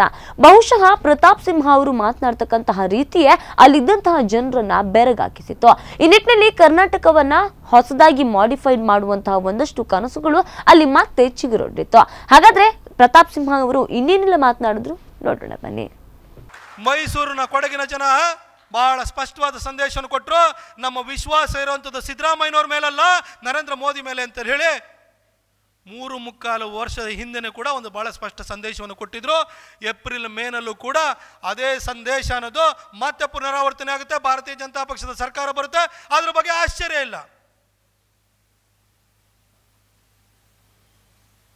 ನಾವು ಯಾಕೆ ಇವತ್ತು ಈ ಮೋದಿಫೈಯಿಂಗ್ ಕರ್ನಾಟಕವನ್ನು ಅಭಿಯಾನವನ್ನು ಆರಂಭ ಮಾಡಿದ್ದೀವಿ ಅಂತ ಹೇಳಿದರೆ, ಮೋದಿಯವರು ಮಾಡ್ತಿರುವಂಥ ಒಳ್ಳೆ ಕೆಲಸ ಕರ್ನಾಟಕದಲ್ಲೂ ಕೂಡ ಭಾರತೀಯ ಜನತಾ ಪಕ್ಷದ ಸರ್ಕಾರ ಬಂದರೆ ಈ ರಾಜ್ಯ ಯಾವ ರೀತಿ ಪ್ರಗತಿಯನ್ನು ಹೊಂದಬಲ್ಲದು ಅನ್ನೋದನ್ನು ಮನವರಿಕೆ ಮಾಡಿಕೊಡುವಂತಹ ಜವಾಬ್ದಾರಿನೂ ಕೂಡ ನಮಗಿದೆ. ಇನ್ನು 4.25 ವರ್ಷ ಆಯಿತು ಸಿದ್ದರಾಮಯ್ಯನವರು ನಮ್ಮ ಮೈಸೂರಿಗೆ ಬನ್ನಿ, ನಿಮಗೆ ಗೊತ್ತಾಗುತ್ತೆ. ಚುನಾವಣೆ ಬರೋದನ್ನು ಕಾಯ್ತಾ ಇದ್ದಾರೆ, ಪಾಠ ಕಲಿಸಬೇಕು ಅಂತ ಹೇಳಿ. ಸಿದ್ದರಾಮಯ್ಯನವರಿಗೆ ಇವತ್ತು ವರ್ಣದಲ್ಲಿ ನಿಲ್ಲೋ, ಚಾಮುಂಡೇಶ್ವರಿಗೆ ವಾಪಸ್ ಹೋಗಲೋ ಅಂತ ಯೋಚನೆ ಶುರುವಾಗಿದೆ. ತನ್ನ ಸೀಟನ್ನು ಉಳಿಸ್ಕೊಳ್ಳೋದ್ರ ಬಗ್ಗೆ ಅವ್ರಿಗೆ ಕಷ್ಟ ಆಗ್ತಿದೆ. ಮಗನ ಎಲ್ಲಿ ತಂದು ಕೂರಿಸ್ಲಿ, ತಾನೆಲ್ಲಿರಲಿ, ಬೆಂಗಳೂರಿನ ಹೆಬ್ಬಾಳಕ್ಕೆ ಹೋಗಲ್ಲ, ಇನ್ನೆಲ್ಲಿಗೆ ಹೋಗಲಿ ಅಂತ ಯೋಚನೆ ಮಾಡುವಂಥ ಪರಿಸ್ಥಿತಿಯಲ್ಲಿದ್ದಾರೆ. ಕಾಂಗ್ರೆಸ್ನವರು ಕೊಡ್ತಾ ಇರುವಂಥ ಹೇಳಿಕೆಯನ್ನು ನೋಡಿದ ಕೂಡಲೇ ನೀವೇನೋ ಬಹಳ ಕಾನ್ಫಿಡೆಂಟ್ ಆಗಿದ್ದಾರೆ, ಆತ್ಮವಿಶ್ವಾಸದಿಂದ ಇದ್ದಾರೆ ಅಂತ ಭಾವಿಸ್ಲಿಕ್ಕೆ ಹೋಗಬೇಡಿ. ಒಳಗಡೆ ಅಧೀರರಾಗಿ ಕುತ್ಕೊಂಡು ಮುಖ್ಯಮಂತ್ರಿಯವರೇ ಯಾವ ಸೀಟನ್ನು ಹುಡ್ಕೊಳ್ಳಿ ಅಂತ ಯೋಚನೆ ಮಾಡುವಂಥ ಪರಿಸ್ಥಿತಿ ಮೈಸೂರಿನಲ್ಲಿ ಬಂದಿದೆ ಇವತ್ತು. ಯಾಕಿಂತ ಪರಿಸ್ಥಿತಿ ಬಂದಿದೆ ಅಂತ ಹೇಳಿದರೆ ನಿಮ್ಗೊಂದು ಉದಾಹರಣೆ ಕೊಡ್ತೀನಿ. ಕೇಂದ್ರ ಸರ್ಕಾರ 32 ರೂಪಾಯಿ ಕೊಟ್ಟು 1 kg ಅಕ್ಕಿಯನ್ನು ಖರೀದಿ ಮಾಡಿ ರಾಜ್ಯ ಸರ್ಕಾರಕ್ಕೆ 3 ರೂಪಾಯಿ ಕೊಡ್ತಾರೆ. ರಾಜ್ಯ ಸರ್ಕಾರದವರು 2 ರೂಪಾಯಿ ಕಡಿಮೆ ಮಾಡಿಬಿಟ್ರು, ರೂಪಾಯಿಗೆ 1 kg ಅಕ್ಕಿ ಕೊಡ್ತೀವಿ ಅಂತ ಹೇಳಿ ಅಕ್ಕಿ ಪ್ಯಾಕ್ ಮೇಲೆ ಸಿದ್ದರಾಮಯ್ಯನ ಫೋಟೋ. 29 ರೂಪಾಯಿ ಕೊಟ್ಟ ಮೋದಿ ಫೋಟೋ ಇಲ್ಲ, 2 ರೂಪಾಯಿ ಕೊಟ್ಟ ಸಿದ್ದರಾಮಯ್ಯನ ಫೋಟೋ. 1 kg ಗೋಧಿಗೆ 24.5 ರೂಪಾಯಿ ಕೊಟ್ಟು ಖರೀದಿ ಮಾಡಿ ರಾಜ್ಯ ಸರ್ಕಾರಕ್ಕೆ 2 ರೂಪಾಯಿ ಕೊಡ್ತಾರೆ. 22.5 ರೂಪಾಯಿ ಕೊಟ್ಟಂತ ಕೇಂದ್ರ ಸರ್ಕಾರದ ಫೋಟೋ ಇಲ್ಲ, 2 ರೂಪಾಯಿ ಕೊಟ್ಟಂತ ಸಿದ್ದರಾಮಯ್ಯನದೇ ಫೋಟೋ ಅದರ ಮೇಲೆ. 1 kg ಸಕ್ಕರೆಗೆ 18 ರೂಪಾಯಿ ಕೇಂದ್ರ ಸರ್ಕಾರ ಅದನ್ನು ಕೊಡುತ್ತೆ. ಆದರೆ ಸಕ್ಕರೆ ಪ್ಯಾಕ್ ಮೇಲೂ ಸಿದ್ದರಾಮಯ್ಯನ ಫೋಟೋ, ಉಪ್ಪಿನ ಪ್ಯಾಕ್ ಮೇಲೂ ಸಿದ್ದರಾಮಯ್ಯನ ಫೋಟೋ, ಏನು ಎಣ್ಣೆ ಪ್ಯಾಕ್ ಮೇಲೂ ಸಿದ್ದರಾಮಯ್ಯನ ಫೋಟೋ. ನಮ್ಮಲ್ಲಿ ಒಂದು ಹಳ್ಳಿನಲ್ಲಿ ಒಂದು ಮಾತಿದೆ ನೋಡಿ, ಯಾರ್ದೋ ದುಡ್ಡು ಎಲ್ಲಮ್ಮನ ಜಾತ್ರೆ ಅಂತಲೇ. ಈಗ ಮೋದಿ ದುಡ್ಡು ಸಿದ್ದರಾಮಯ್ಯನ ಜಾತ್ರೆ ನಡೀತಾ ಇದೆ. ಇನ್ನು ನೀವು ನೋಡಿ, ನಮ್ಮ ಕರ್ನಾಟಕದಲ್ಲಿ ಯಡಿಯೂರಪ್ಪನವ್ರನ್ನ ನಮ್ಮ ಪಕ್ಷದ ಮುಖ್ಯಮಂತ್ರಿ ಅಭ್ಯರ್ಥಿಯಾಗಿ ನಾವು ಘೋಷಣೆಯನ್ನು ಮಾಡಿದ್ದೀವಿ. ಇವತ್ತು ಕೂಡ ಯಡಿಯೂರಪ್ಪನವರು ಅಂತ ಹೇಳಿದ ಕೂಡಲೇ ಏನು ನೆನಪಾಗುತ್ತೆ? ಇವತ್ತು ಬಡವನ ಮನೆಯಲ್ಲಿ ಒಂದು ಹೆಣ್ಮಗಳು ಹುಟ್ಟಿತು ಅಂತ ಹೇಳಿದರೆ ಮನೆಗೆ ಅವಳು ಬಾರಲ್ಲ, ಮನೆ ಭಾಗ್ಯಲಕ್ಷ್ಮಿ ಅಂತೇಳಿ ಭಾಗ್ಯಲಕ್ಷ್ಮಿ ಯೋಜನೆನ ಪ್ರಾರಂಭ ಮಾಡಿದ್ದು ನನಗೆ ನೆನಪಾಗುತ್ತೆ. ಒಂದು ಹೆಣ್ಮಗಳು ಸ್ಕೂಲಿಗೆ ಹೋಗ್ತಾ ಇದ್ದಾಳೆ, ಹೈಸ್ಕೂಲಿಗೆ ಹೋದ್ಲು ಅಂತ ಹೇಳಿದ್ಕೊಳ್ಳೆ ನಡ್ಕೊಂಡು ಹೋಗ್ಬೇಡ ಅಂತ ಸೈಕಲ್ ಕೊಟ್ಟಂಥ ವ್ಯಕ್ತಿ ನೆನಪಾಗ್ತಾರೆ. ಬಡವನ ಪಂಪ್ ಸೆಟ್ಗಳಿಗೆ 15 HP ವರೆಗೂ ಉಚಿತವಾಗಿ ರೈತರ ಪಂಪ್ ಸೆಟ್ಗಳಿಗೆ ವಿದ್ಯುತ್ತನ್ನು ಕೊಟ್ಟರು. ಮನೆ ಇಲ್ಲ ಅಂತ ಕೊರಗಬೇಡಿ ಅಂತ ಹೇಳಿ ಬಸವಸತಿ ಯೋಜನೆಯನ್ನು ಆರಂಭ ಮಾಡಿ ತಲೆ ಮೇಲೆ ಎಲ್ಲರಿಗೂ ಒಂದೊಂದು ಸೂರನ್ನು ಕೊಟ್ಟರು. 75,000 ಸುವರ್ಣ ಗ್ರಾಮ ಯೋಜನೆಯನ್ನು ಪ್ರಾರಂಭ ಮಾಡಿದ್ರು. 4,000 ಗ್ರಾಮಗಳಲ್ಲಿ ದಲಿತ ಕಾಲೋನಿಗಳಲ್ಲಿ ಕಾಂಕ್ರೀಟೀಕರಣ ಮಾಡಿಸಿದ್ರು. ಕೇಂದ್ರ ಆಗ UPA ಸರ್ಕಾರ ಇತ್ತು. ಅಟಲ್ ಬಿಹಾರಿ ವಾಜಪೇಯಿ ಅವರ ಪ್ರಧಾನಮಂತ್ರಿ ಗ್ರಾಮ ಸಡಕ್ ಯೋಜನೆಗೆ ದುಡ್ಡು ಕೊಡಲಿಲ್ಲ. ನೀವು ಕೊಡದೇ ಇದ್ರೆ ಏನಂತೆ, ನಾನೇ ಆರಂಭ ಮಾಡ್ತೀನಿ ಅಂತೇಳಿ ನಮ್ಮ ಗ್ರಾಮ ನಮ್ಮ ರಸ್ತೆ ಅಂತ ಪ್ರಾರಂಭ ಮಾಡಿದರು. ಆ ವಾಜಪೇಯಿ ಆರೋಗ್ಯಶ್ರೀ ಅಂತೇಳಿ ಹೇಳಿಬಿಟ್ಟು ಬಡವರ ಬಗ್ಗೆ ಯೋಚನೆಯನ್ನು ಮಾಡಿ ಅವರಿಗೆ ವಿಮಾ ಯೋಜನೆಯನ್ನು ಪ್ರಾರಂಭ ಮಾಡಿದರು. ಸಂಧ್ಯಾ ಸುರಕ್ಷಾ ಯೋಜನೆ ಗೊತ್ತಿದೆ ನಿಮಗೆ, ವಿಧವಾ ವೇತನ ಗೊತ್ತಿದೆ, ಸಾಕಷ್ಟು ಯೋಜನೆಗಳನ್ನು ಮಾಡಿದ್ರು. ಇವತ್ತು ಯಡಿಯೂರಪ್ಪನವರು ಅಂತ ಹೇಳಿದರೆ ಇವತ್ತು 10 ಯೋಜನೆಗಳು ನೆನಪಾಗುತ್ತೆ. ಆದರೆ ಸಿದ್ದರಾಮಯ್ಯನವರು ಅಂತಂದಾಗ ನಮಗೇನು ಯೋಚನೆ ಆಗುತ್ತೆ ಹೇಳಿ? ಟಿಪ್ಪು ಜಯಂತಿ, ಅವರ ಉಡಾಫೆ ಹೇಳಿಕೆ ಅವೆಲ್ಲವೂ ಒಂದು ಭಾಗ. ಆದರೆ ಸಿದ್ದರಾಮಯ್ಯನವರ ಅಚೀವ್ಮೆಂಟನ್ನು ನೀವು ನೋಡಬೇಕು ಅಂತ ಹೇಳಿದರೆ ಇನ್ನೆಲ್ಲೂ ಹೋಗ್ಬೇಡಿ. ಸಿದ್ದರಾಮಯ್ಯನವರ ಅಚೀವ್ಮೆಂಟ್ ನೋಡಬೇಕು ಅಂತ ಹೇಳಿದ್ರೆ ಗೋವಿಂದರಾಜು ಡೈರಿ ಹುಡುಕಿದ್ರಾಯ್ತು. ನೀರಾವರಿ ಇಲಾಖೆನಲ್ಲಿ ಇಷ್ಟು ಲೂಟಿ ಮಾಡಿದ್ರು, ತಾನು ಇಷ್ಟಿಟ್ಕೊಂಡೆ, ಸೋನಿಯಾ ಗಾಂಧಿಗೆ ಇಷ್ಟು ಕಪ್ಪ ಕಾಣಿಕೆಯನ್ನು ಕೊಟ್ಟೆ, ಚೇರ್ ಗಟ್ಟಿ ಮಾಡಿಕೊಂಡೆ. ಗೃಹ ಸಚಿವರು ಇಷ್ಟೆಲ್ಲ ವಸೂಲಿ ಮಾಡ್ಕೊಂಡು ನನಗಿಷ್ಟು ಕೊಟ್ಟರು, ಸೋನಿಯಾ ಗಾಂಧಿಗೆ ಇಷ್ಟು ಕಳಿಸಿದೆ, ಕಪ್ಪ ಕಾಣಿಕೆಯನ್ನು ಕೊಟ್ಟೆ, ಯಾರು ನನ್ನ ತಂಟೆ ಬರೆದಾಗ ನೋಡಿಕೊಂಡೆ. ಟೆಂಡರ್ನ ಅವಾರ್ಡ್ ಮಾಡಿದೆ, ಕಮಿಷನ್ ತಗೊಂಡೆ, ಉತ್ತರ ಪ್ರದೇಶ ಚುನಾವಣೆಗೆ ರಾಹುಲ್ ಗಾಂಧಿ ಅವ್ರನ್ನ ರಾಷ್ಟ್ರ ನಾಯಕನನ್ನು ಮಾಡಲಿಕ್ಕೆ ಅಂತ ಕಳಿಸ್ಕೊಟ್ಟೆ, ನನ್ನ ತಂಟೆಗೆ ಬರೆದಾಗ ನೋಡಿಕೊಂಡೆ. ಈ ಥರ ಪಟ್ಟಿ ಬಿಟ್ಟರೆ ಇನ್ನೇನಾದರೂ ಕಾಣಿಸ್ತಿದ್ಯಾ? ಇನ್ನೇನಾದ್ರು ಕಾಣಿಸ್ಬೇಕು ಅಂತ ಹೇಳಿದರೆ, ಏನಾದ್ರು ಅಚೀವ್ಮೆಂಟ್ನ ಕಾಣಿಸ್ಬೇಕು ಅಂತ ಹೇಳಿದ್ರೆ, ನೋಡಬೇಕು ಅಂತ ಹೇಳಿದರೆ ನೀವೆಲ್ಲ ಇತ್ತೀಚೆಗೆ ಇಂದಿರಾ ಕ್ಯಾಂಟೀನ್ ಅಂತ ಹೇಳ್ತಾ ಇದ್ದಾರೆ. ಮಾತೆತ್ತರು ಸಿದ್ದರಾಮಯ್ಯನವ್ರು ಏನಂತ ಹೇಳ್ತಾರೆ? ಜೈಲ್ಗೆ ಹೋಗಿ ಬಂದರು ಅಂತಲೇ. ಇಂದಿರಾ ಗಾಂಧಿ ಏನು ಅರಮನೆಗೆ ಹೋಗಿ ಬಂದಿದ್ರ ಕೇಳಿ?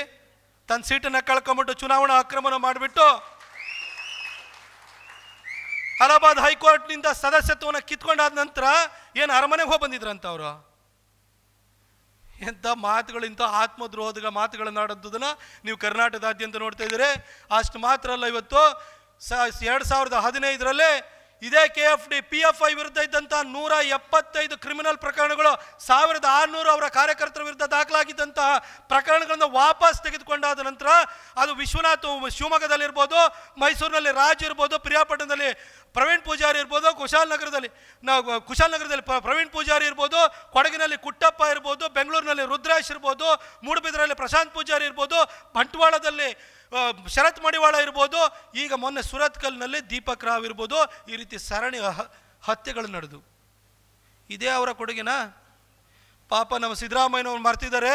ನಾವು ಚಿಕ್ಕದ್ರಲ್ಲಿ ಇರ್ಬೇಕಾದ್ರೆ ಒಂದು ಸಾಂಗ್ ಕೇಳ್ತಾ ಇದ್ದೋ, ಹೂ ಲೆಟ್ ದಿ ಡಾಗ್ ಔಟ್ ಅಂತ ನೀವು ಕೇಳ್ತಿದ್ರಲ್ವಾ?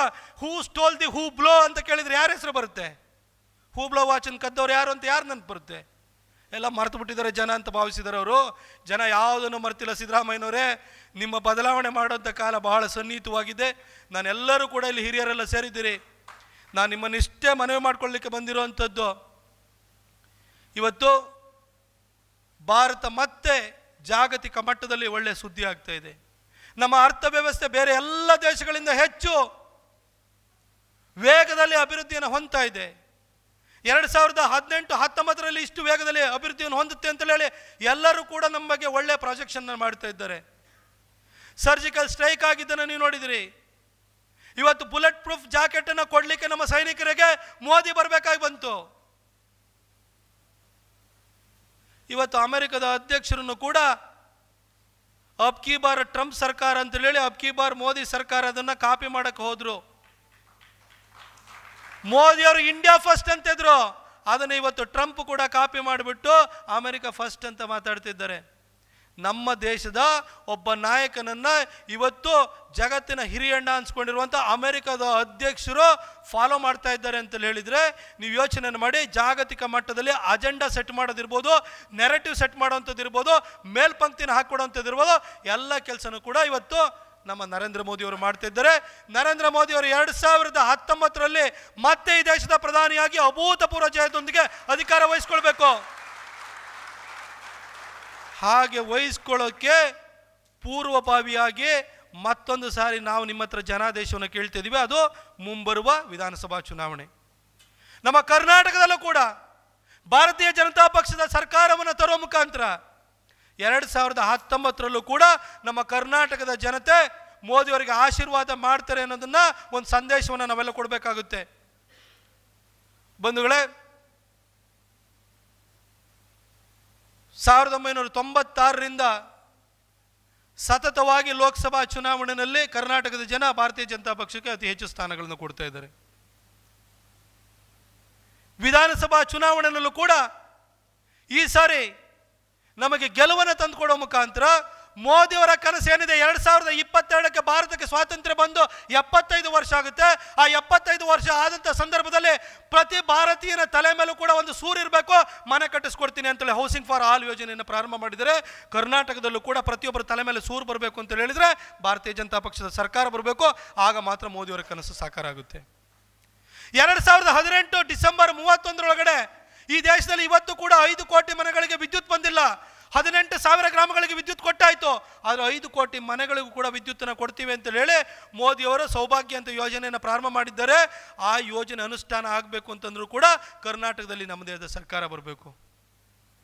ಇದನ್ನೆಲ್ಲ ದೃಷ್ಟಿಯಲ್ಲಿ ಇಟ್ಕೊಂಡು ನೀವೆಲ್ಲ ಕಡೆ ಹೋದ್ರೂ ಕೂಡ ಮೋದಿಯವರ ಬಗ್ಗೆ ಯೋಚನೆಯನ್ನು ಮಾಡಿ, ಕರ್ನಾಟಕದಲ್ಲೂ ಕೂಡ ನಮ್ಮ ಸರ್ಕಾರ ಬಂದರಷ್ಟೇ ಮೋದಿಯವರ ಕನಸು ಸಾಕಾರ ಆಗಲಿಕ್ಕೆ ಸಾಧ್ಯ.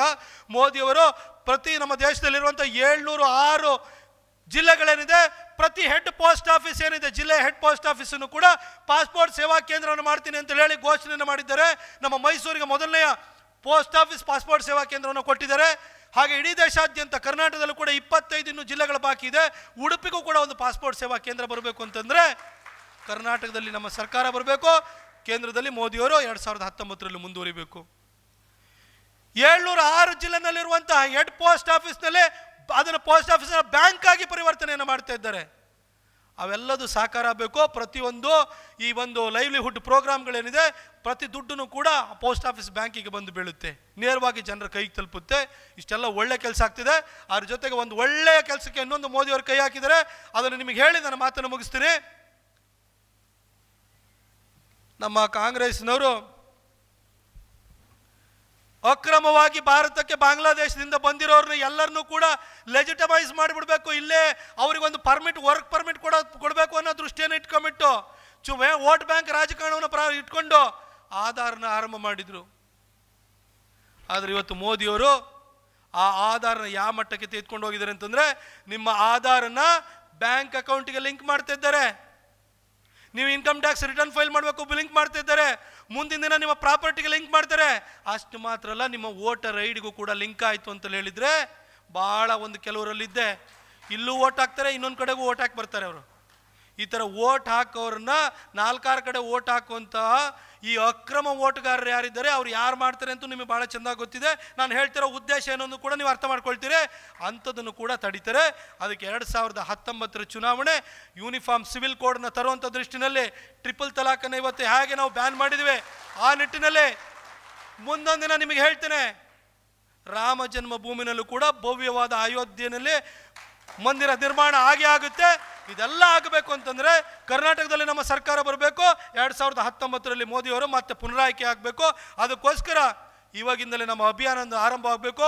ಈ ಮಾಡಿಫೈಯಿಂಗ್ ಅಥವಾ ಮೋದಿಫೈಯಿಂಗ್ ಕರ್ನಾಟಕ ಅಂತ ಏನಿದೆ, ಇಲ್ಲಿ ನಮ್ಮ ರಾಜ್ಯದಲ್ಲೂ ನಮ್ಮ ಸರ್ಕಾರವನ್ನು ತರೋದಕ್ಕೆ ಮುಂದೆ ಮತ್ತೆ 2019ರಲ್ಲಿ ಮೋದಿಯವರಿಗೆ ನಾವೆಲ್ಲ ಕನ್ನಡಿಗ ಜನ ಆಶೀರ್ವಾದ ಮಾಡ್ತಾರೆ ಅನ್ನೋ ಒಂದು ಸಂದೇಶವನ್ನು ಕೊಡೋದಕ್ಕೆ ಇದೊಂದು ಅಭಿಯಾನ ಆರಂಭವಾಗಿದೆ.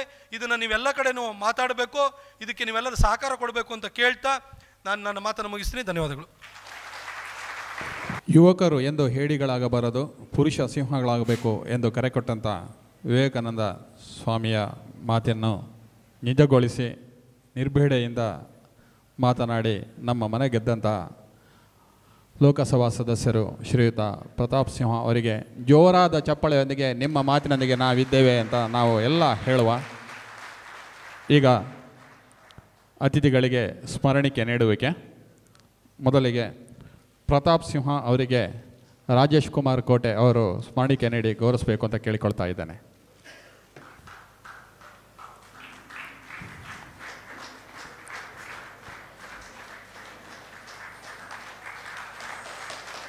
ನಿಮ್ಮೆಲ್ಲರ ಪರವಾಗಿ ಪ್ರೀತಿಯ ದ್ಯೋತಕವಾಗಿ ಪ್ರೀತಿಪೂರ್ವಕವಾದ ಕಾಣಿಕೆ ಶ್ರೀಯುತ ಪ್ರತಾಪ್ ಸಿಂಹ ಅವರಿಗೆ.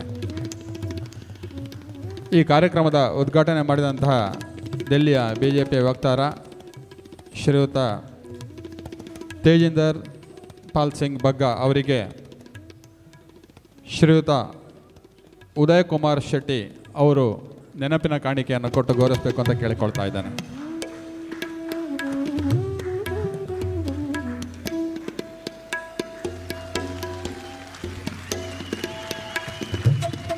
ಕಾರ್ಯಕ್ರಮದ ಕೊನೆ ಹಂತಕ್ಕೆ ಬರ್ತಾ ಇದ್ದೇವೆ. ಧನ್ಯವಾದ ಸಮರ್ಪಣೆ ಶ್ರೀಯುತ ಶ್ರೀನಾಥ್ ರಾವ್ ಅವರಿಂದ. ವೇದಿಕೆಯಲ್ಲಿರುವ ಗಣ್ಯರಿಗೆ ಹಾಗೂ ನೆರೆದ ಎಲ್ಲರಿಗೂ ನಮಸ್ಕಾರಗಳು. ಸ್ವಾಮಿ ವಿವೇಕಾನಂದರ 155ನೇ ಜನ್ಮದಿನದ ಈ ಸುಸಂದರ್ಭದಲ್ಲಿ ಮಾಡಿಫೈಯಿಂಗ್ ಕರ್ನಾಟಕವನ್ನು ಪಡುವೆಗುಡಿಯ ಶ್ರೀ ಕೃಷ್ಣನ ಉಡುಪಿಯಲ್ಲಿ ಪ್ರಾರಂಭಿಸಿದ ಕಾರ್ಯಕ್ರಮದ ಅಧ್ಯಕ್ಷೀಯ ಭಾಷಣವನ್ನು ಮಾಡಿದಂತಹ BJP ಕರ್ನಾಟಕ ಯುವ ಮೋರ್ಚಾ ಅಧ್ಯಕ್ಷರು ಹಾಗೂ ಮೈಸೂರು ಲೋಕಸಭಾ ಕ್ಷೇತ್ರದ ಸದಸ್ಯರಾದಂತಹ ಶ್ರೀಯುತ ಪ್ರತಾಪ್ ಸಿಂಹರವರಿಗೆ ಹಾರ್ದಿಕ ಧನ್ಯವಾದಗಳು ಮತ್ತು ಅಭಿನಂದನೆಗಳು. ಕಾರ್ಯಕ್ರಮಕ್ಕೆ ದೆಹಲಿಯಿಂದ ಆಗಮಿಸಿದ ಮುಖ್ಯ ಅತಿಥಿಗಳು ಹಾಗೂ ಪ್ರಖರ ವಾಗ್ಮಿಗಳಾದ ಭಗತ್ ಸಿಂಗ್ ಕ್ರಾಂತಿ ಸೇನೆಯ ಸಂಸ್ಥಾಪಕರು, ದೆಹಲಿ BJPಯ ಸದಸ್ಯರು, ಕಾರ್ಯದರ್ಶಿಗಳು ಹಾಗೂ ವಕ್ತಾರರಾದಂತಹ ಸರ್ದಾರ್ ತೇಜಿಂದರ್ ಸಿಂಗ್ ಬಗ್ಗರ್ ಅವರಿಗೆ ಹಾರ್ದಿಕ ಧನ್ಯವಾದಗಳು. ಕಾರ್ಯಕ್ರಮದ ರೂವಾರಿಯಾದಂತಹ ರಾಜ್ಯ ಸಂಚಾಲಕರಾದ ಶ್ರೀ ಮಹೇಶ್ ಶನಿಯವರಿಗೆ ಧನ್ಯವಾದಗಳು. ವೇದಿಕೆಯಲ್ಲಿ ಉಪಸ್ಥಿತರಿರುವ ಸಾಮಾಜಿಕ ಜಾಲತಾಣದ ಅತ್ಯಂತ ಪ್ರಖರ ವಾಗ್ಮಿಗಳಾದ ಶ್ರೀ ವಿವೇಕ್ ಶೆಟ್ಟಿಯವರಿಗೂ ಧನ್ಯವಾದಗಳು. ಕಾರ್ಯಕ್ರಮಕ್ಕೆ ಅನುವು ಮಾಡಿಕೊಟ್ಟಂತಹ ಶ್ರೀ ವಿಲಾಸ್ ನಾಯಕ್ ಇವರಿಗೂ ಧನ್ಯವಾದಗಳು. ಕಾರ್ಯಕ್ರಮ ನಿರ್ವಹಣೆ ಮಾಡಿದ, ಕಾರ್ಯಕ್ರಮವನ್ನು ಆಗಮಿಸಿದ ಮಾಧ್ಯಮದವರಿಗೆ, ಇಲೆಕ್ಟ್ರಾನಿಕ್ ಮಾಧ್ಯಮದವರಿಗೆ ಹಾಗೂ ನೆರೆದ ಎಲ್ಲ ಸಭಿಕರಿಗೆ ನೇರವಾಗಿ ಹಾಗೂ ಡೈರೆಕ್ಟ್ಲಿ ಆ್ಯಂಡ್ ಇಂಡೈರೆಕ್ಟ್ಲಿ ಎಲ್ಲರಿಗೂ ಸಹಕರಿಸಿದ ಎಲ್ಲರಿಗೂ ಧನ್ಯವಾದಗಳನ್ನು ಅರ್ಪಿಸ್ತಾ ನನ್ನ ಧನ್ಯವಾದಗಳನ್ನು ಅರ್ಪಿಸ್ತಾ ಇದ್ದೇನೆ. ವಂದನೆಗಳು. ನೋಡಿದ್ರಲ್ಲ ವೀಕ್ಷಕರೇ, ಮೋದಿಫೈಯಿಂಗ್ ಕರ್ನಾಟಕ ಅನ್ನುವ ಕನಸು ಉಡುಪಿಯಲ್ಲಿ ಹೇಗೆ ಚಿಗುರೊಡೆದಿತ್ತು ಅಂತ. ಇದು ಇವತ್ತಿನ ವಿಶೇಷ ಮೋದಿಫೈಯಿಂಗ್ ಕರ್ನಾಟಕ. ನಿರಂತರ ಸುದ್ದಿ ಮನರಂಜನೆಗಾಗಿ ವೀಕ್ಷಿಸ್ತಾ ಇರಿ ಸ್ಪಂದನ.